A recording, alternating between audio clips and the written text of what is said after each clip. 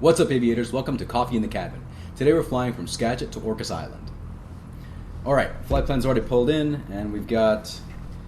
let's take a look at the charts here. Best one was 1-1. Alright, so we're going to say Skagit traffic, Cessna 1720 Sierra Papa. Skagit traffic, Cessna 1720 Sierra Papa, departing runway 11, westbound departure, Skagit traffic. Lights, camera, action, and airspeed's alive. 40 knots, 50 and 55, rotate. We'll gently apply back pressure and let the airplane fly itself off the runway. And pitch for 79 knots. And we'll trim off those control pressures.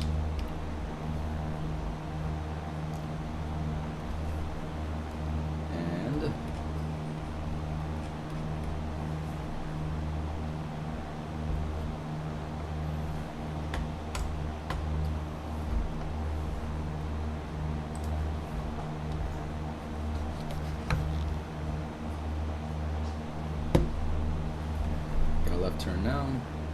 Skagit traffic, Cessna 172 Sierra Papa, turning left, crosswind, runway 11, northwestbound departure, Skagit traffic.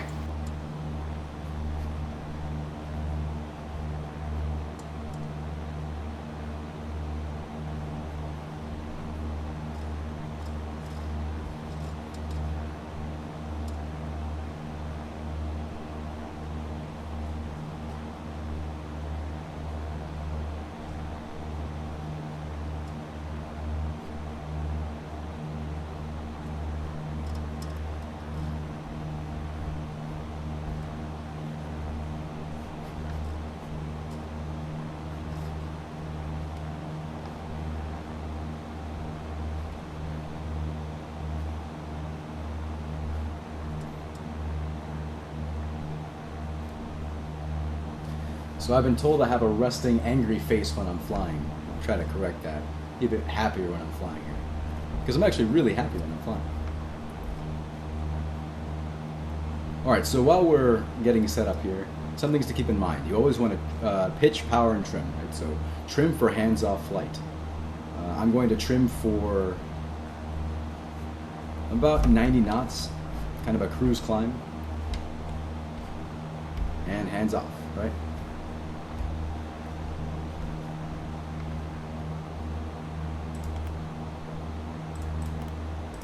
Let's fly direct. 288.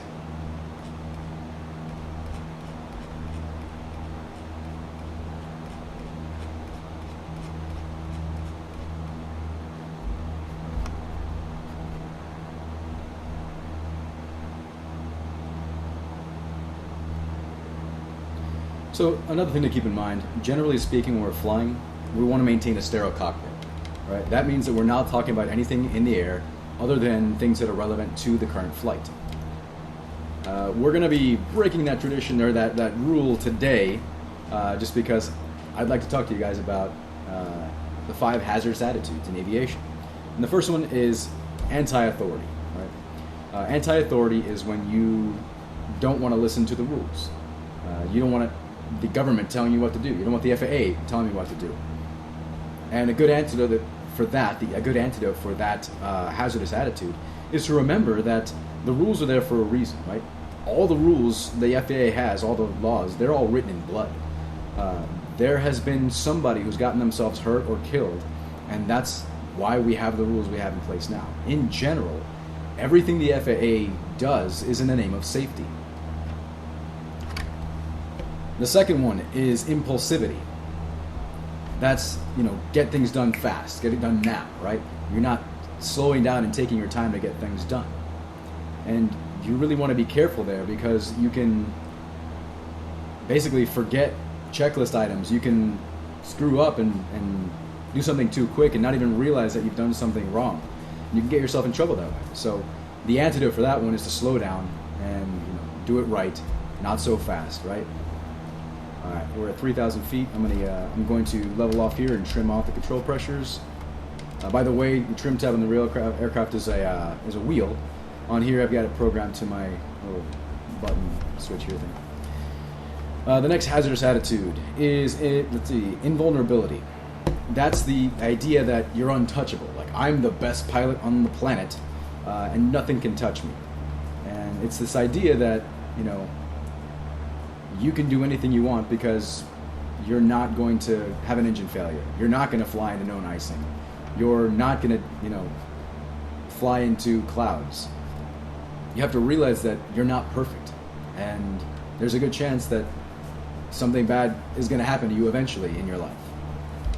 So, not so fast. It can happen to you, is the antidote. The next one is macho. It's like, look how cool I am, right? Look at all the cool maneuvers I can do. I can do barrel rolls over your house. Look how awesome I am as a pilot. And that's another dangerous mindset to have. And it leads to taking chances. And the antidote for that is taking chances is foolish. Don't do stupid things in the airplane. If you really want to show off how good of a pilot you are, show how perfectly you can maintain level flight. See how comfortable you can keep your passengers, right? The next one is resignation. We got resignation. So, what's the use, right? Your engine's died. Well, I'm going to die. I might as well quit.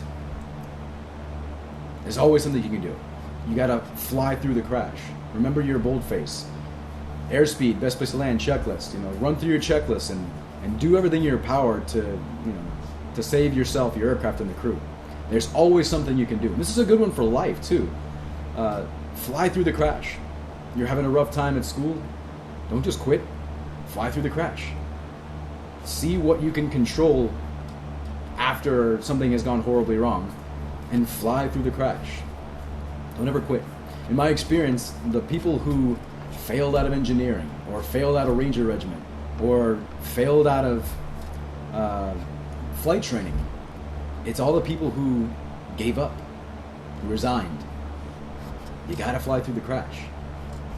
I mean, story time. When I was at RIP, I was a heat casualty. I made it through an 8-mile road march, and God, I just wanted to die. In fact, the cadre were saying, like, no, you're done. You need to get out of here. You need to quit because you're gonna die soon. And I was like, no, I'm not quitting. And the medics actually had to drag me, kicking and screaming, to the ambulance to get me to the hospital because I refused to quit. And yeah, I got the silver bullet. And that sucked. I had 107-degree core temperature. I nearly died, but I didn't quit. And when I came back, they let me try again. And I graduated as the honor graduate of my RIP class. It's because I didn't quit. Neither should you. Fly through the crash. But let's back it up to impulsivity, right?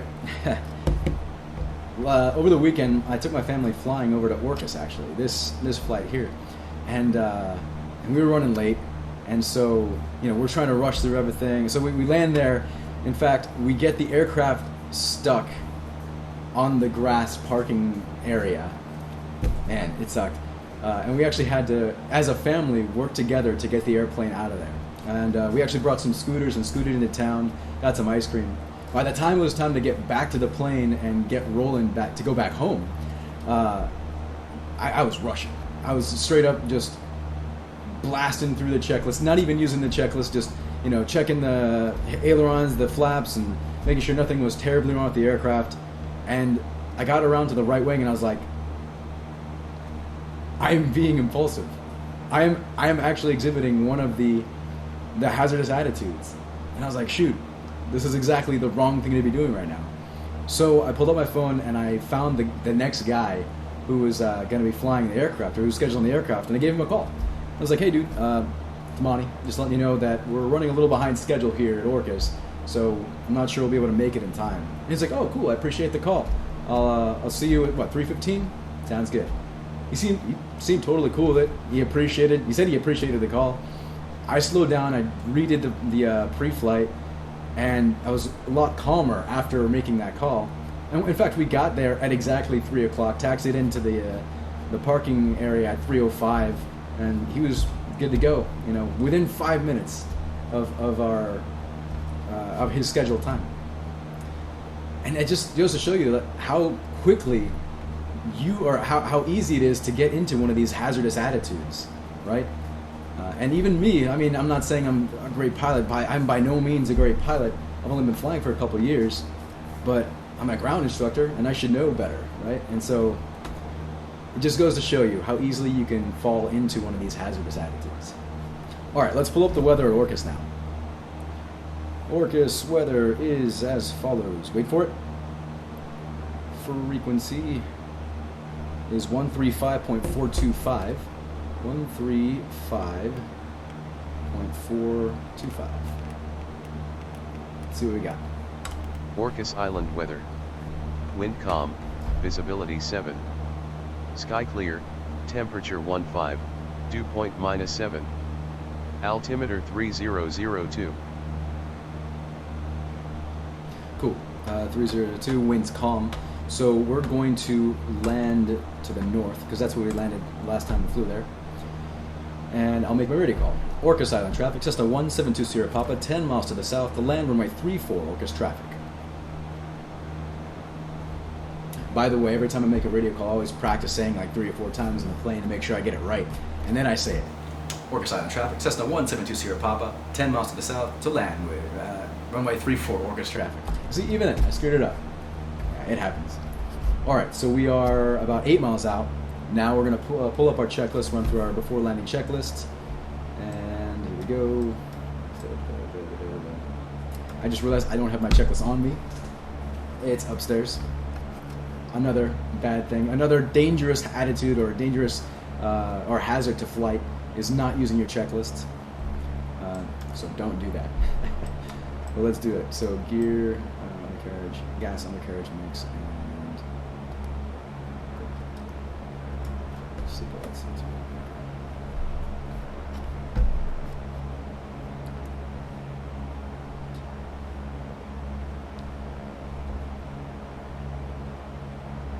I just realized I never actually changed the frequency to Orcas Island. So the Orcas Island Unicom is 128.25. That's totally my bad.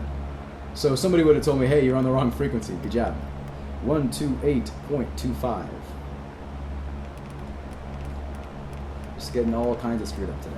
All right, so now let's do it for real. 128.25, that's the outer frequency, and we are 6 miles away. Orcas Island traffic, Cessna 172 Sierra Papa, 7 miles to the south to land, runway 34, Orcas traffic. It's no good. Getting all sorts of screwed up. All right, so in general, I like to do my radio calls 10 miles out and then 5 miles out, and then my radio calls in the pattern as well. So we're going to set up for a right traffic, or right pattern for runway 34, which means we'll be making a teardrop or a 45-degree entry onto the downwind leg of runway 34.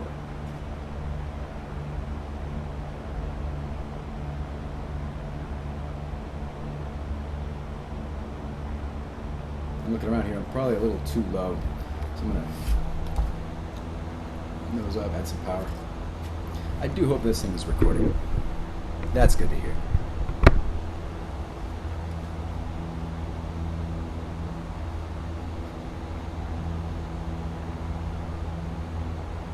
And hey, since this is coffee in the cabin, I'm going to take a sip of coffee here.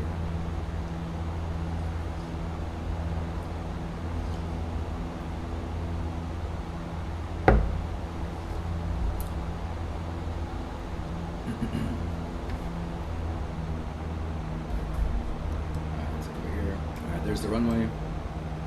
Runway's in sight.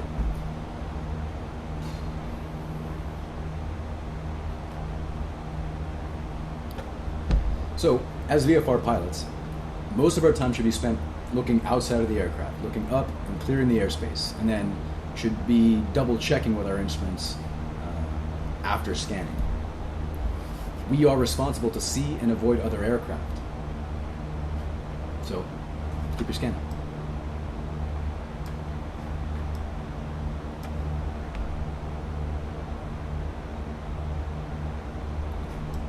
So as you can see, over here is the runway. We're going to enter on the downwind leg, so we'll be flying parallel to the south. So we're going to make a kind of a teardrop and enter on the 45. So we want to enter on a 45-degree angle. in general, it's not a good idea to make a straight-in approach unless you're flying instruments. The preferred method of entry into the pattern is at a 45-degree angle, 1,000 feet above the surface. So we're gonna shoot for that here. And the airport is 35 feet, so we'll shoot for 1,000 feet MSL. By the way, do you know the 4 types of altitude we talk about? There's absolute, true, pressure, and density. Absolute altitude is your height above the terrain. True altitude is your height in above sea level. Pressure altitude is if you set your altimeter to 29.92 inches of mercury, it's the height above the standard datum plane.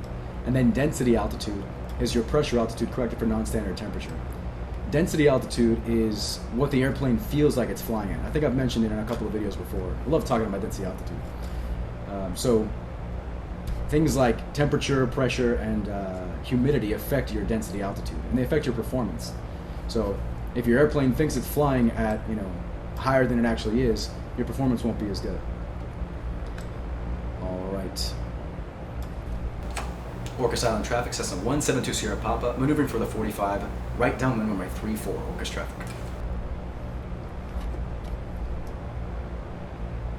Get in the habit of clearing the airspace before you make your turn, right? So you saw me look left there to clear the area and then make my turn, and of course making radio calls. You want to be, talking on the radios to make sure that everybody in the airspace is maintaining good situational awareness. Yeah, technically you can fly Nordo or no radio in a lot of places, but it's a good idea to help other pilots maintain good situational awareness. All right, we're at 1,000 feet. We are maneuvering for the 45. There's the runway. A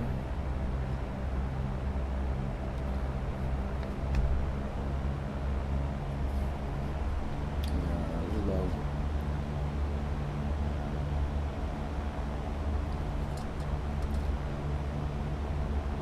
Orcas traffic, just a 172 Sierra Papa is on the right downwind runway 34, Orcas traffic.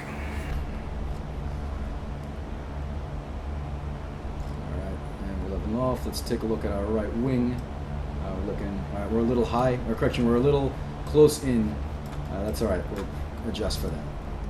So power, shooting for 85 knots. We're going to use our nose or pitch to shoot for an airspeed, and then power is for your rate of descent. A lot of people think that power is for airspeed and nose is for altitude, or pitch is for altitude. It's a combination of the two, pitch, power, and then trim, right? So we're a little fast.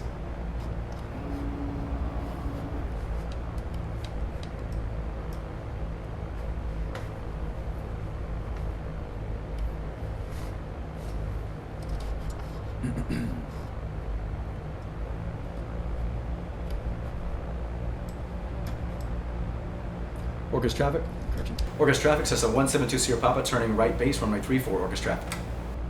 All right, and we're making our good radio calls to keep everybody in the pattern informed. We're maintaining our good rate of descent. And before we turn final, we of course want to clear our left wing to make sure we're not going to get in anybody's way. Where are we here? This is the problem of trying to talk and fly at the same time. Orcas traffic, just a 172 Sierra Papa's turning final runway 34, Orcas traffic. And of course, it's a lot easier when you can actually move your head and not just have to, use the mouse to click around. Yeah, so we are definitely low. Remember, go-arounds should be a standard procedure. You see here, the Pappy is showing 4 red lights. Red, you're dead, right? So we want to climb up, recapture the glide slope, and then make a good rate of descent.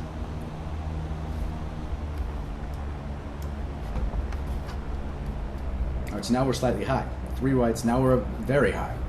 So we want to adjust our pitch and power to make a good rate of descent and again recapture that glide slope.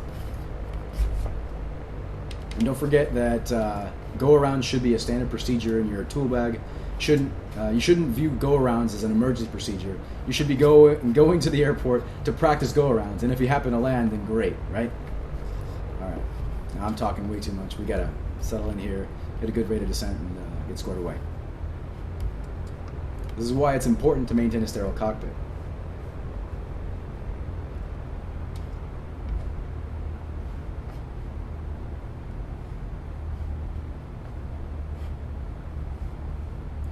are fast. We're going to bleed off that airspeed. Maintain center line with the runway, with the rudder. And when you're on the runway, you don't want to be making any corrections like to your flaps or, of course, landing gear. Pilots in the past have gotten in trouble adjusting their flaps and accidentally hit their runway lever and pulled up the landing gear. Or, did I say runway? The landing gear lever. Again, here's the problem trying to talk and fly at the same time.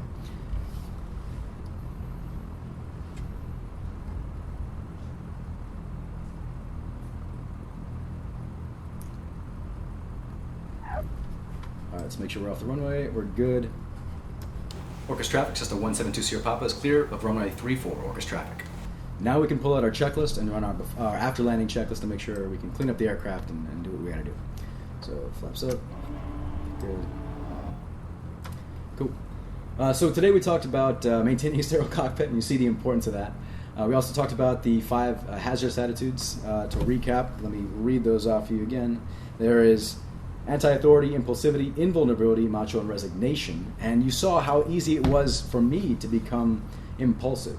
So slow down, recognize that you're not infallible, you are fallible, and you always have room to improve. Actually, I saw a really cool quote the other day about being in a classroom. If you find yourself in a classroom, if you find yourself in a learning environment, it means you've got something more to learn, right? So be humble, learn what you can, and then move forward. Thanks for joining me today on my flight from Skagit to Orcas. If you're a student pilot or you want to learn how to become a pilot, definitely check out my book, Skyhawk Pilot, down in the description. Also, if you want to become a ground instructor, check out Staying Grounded down in the description. If you like getting free ground training from a qualified ground instructor, hit that subscribe button to fly my wing. Thanks for watching. See you.